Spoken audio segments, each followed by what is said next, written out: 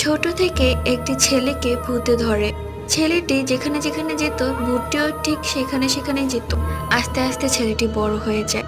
এরপর ছেলেকে কাজের জন্য তার বাবা জাপানে পাঠিয়ে দেয়। অবশ্য জাপানে তার একটি রিলেটিভস থাকে, যার জন্য আর কি সেখানে যাওয়া। এবং সেই সাথে সেই ভূতটিও জাপানে চলে যায়।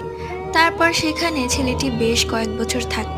ছেলেটি তো জাপানিজ ভাষা শিখেই, সেই সাথে সেই ভূতটিও সেই জাপানিজ ভাষা শিখে আসে। ছেলেটি আবার যখন বাংলাদেশে চলে আসে, সেই ভূতটি তার বাংলাদেশে থাকা ভূত বন্ধুদের কাছে ফুটানি মারিয়ে বলে ছ্যাং ছুং ছ্যাং খক। তার সাথে থাকা ভূত বন্ধুগুলো বলে, আরে তুই কি জাপান থেকে গাঁজা খেয়ে এসেছিস?